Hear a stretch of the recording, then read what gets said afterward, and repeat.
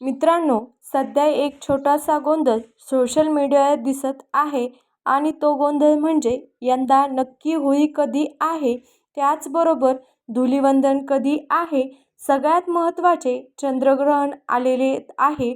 तर हे चंद्रग्रहण होळीला आहे की धुलिवंदनला आहे, मग होळी कधी पेटवायची, असे वेगवेगळे प्रश्न निर्माण झालेत आणि ह्या सगळ्या प्रश्नाची उत्तरं तुम्हाला आजच्या ह्या एकाच व्हिडिओत मिळणार आहे. चला तर मग व्हिडिओला सुरुवात करूया. पहिला प्रश्न, होळी यंदा कधी आहे? तर यंदाची होळी आलेली आहे 2 मार्च 2026ला.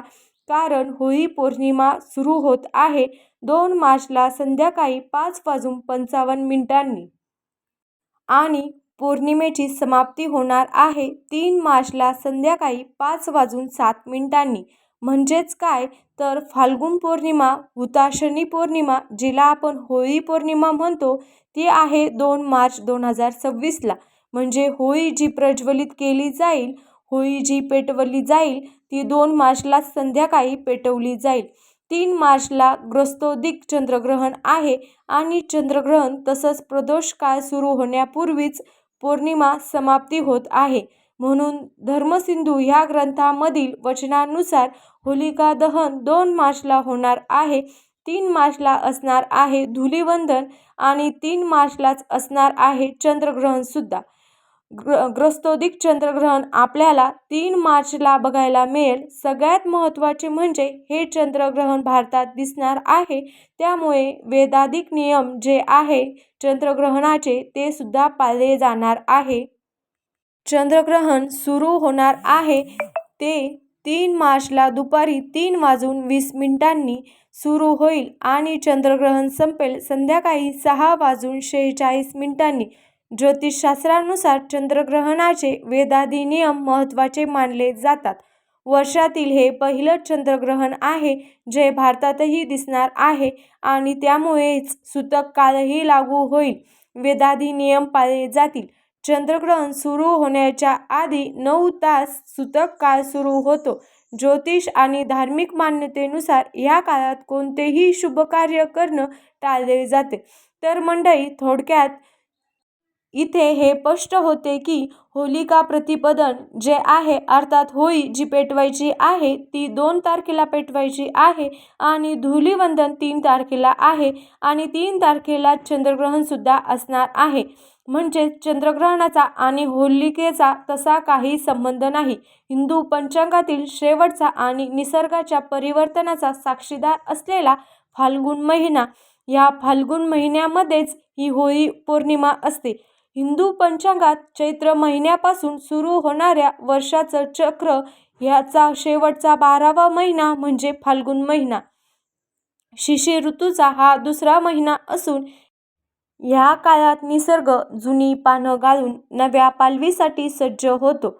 18 फेब्रुवारीपासून फाल्गुन महिना सुरू झालेला आहे आणि ह्या फाल्गुन महिन्यात जी पौर्णिमा येते त्या पौर्णिमेला आपण होळी पौर्णिमा म्हणतो. या होळी पौर्णिमेला सुद्धा निसर्ग जे करतो तेच आपल्यालाही करायचं असतं. होळीमध्ये जुने विचार जाळून टाकायचे असतात, नकारात्मकता जाळून टाकायची असते, सगळ्या निगेटिव्ह गोष्टी सोडून द्यायच्या असतात आणि नव्याने सकारात्मकतेने सुरुवात करायची असते. फाल्गुन हा वर्षाचा शेवटचा महिना असल्याने आणि त्यात होळी आणि धुलिवंदन वगळता फारसे मोठे सण किंवा शुभ कार्यासाठी मुहूर्त नसतात. म्हणून अनेकदा आपण उपरोधिकपणे म्हणतो की आधीच उल्हास त्यात फाल्गुन मास. म्हणजेच काय, तर शुभ कार्य खोळंबल्यामुळे काही जणांना हा महिना जरा अडगळीसारखा वाटू शकतो. तरी आध्यात्मिक दृष्टिकोनातून मात्र हा काळ महत्त्वाचा आहे. फाल्गुन महिन्यातील पौर्णिमा आणि अमावस्या या दोन्ही तिथींना मनवादी तिथी मानलं जातं. मनवतरण किंवा मनवादी म्हणजे ज्या तिथीला सृष्टीचा पुन्हा आरंभ झाला असं म्हटलं जातं. ह्या दिवशी शिव आणि शक्तीची उपासना करण्याची सुद्धा परंपरा आहे, जी साधकाला फलदायी ठरते. फाल्गुन महिन्याची खरी ओळख म्हणजे होली, धुलिवंदन आणि रंगपंचमी होळी. म्हणजेच वाईट विचार आणि आचरणाचे होलिकेत दहन करून मनातील आडी सोडून देण्याचा हा सण आहे. श्रीकृष्ण आणि गोपिका गोकुळात भगवान श्रीकृष्णांनी गोपिकांसोबत रंगोत्सव साजरा केला. म्हणून हा सणाला आध्यात्मिक आणि भावनिक महत्त्वसुद्धा प्राप्त झाले. दक्षिण भारतात फाल्गुन महिन्याला अत्यंत उत्साहात साजरा केला जातो. तिथल्या मंदिरामध्ये अनेक लहान मोठे उत्सव ह्या काळात पार पडतात. फाल्गुन म्हणजे केवळ रंगांची उधळण नाही, तर पुरणपोळीचा गोडवासुद्धा आहेच. जुन्या वर्षाला निरोप देताना मनातल्या नकारात्मकता जाळून नवीन वर्षाच्या अर्थात गुढीपाडव्याच्या स्वागतासाठी सज्ज होण्याचा हा मधला काळ आहे. 31 डिसेंबरला आपण जाणाऱ्या वर्षाला बाय बाय करतो आणि येणाऱ्या वर्षाचं स्वागत वेलकम करतो. पण आपल्या मराठी महिन्याची सुद्धा माहिती असू द्यावी. फाल्गुन महिन्यात सुद्धा आपण एका वर्षाला निरोप देत असतो आणि चैत्रापासून एका नवीन वर्षाचे स्वागत करत असतो.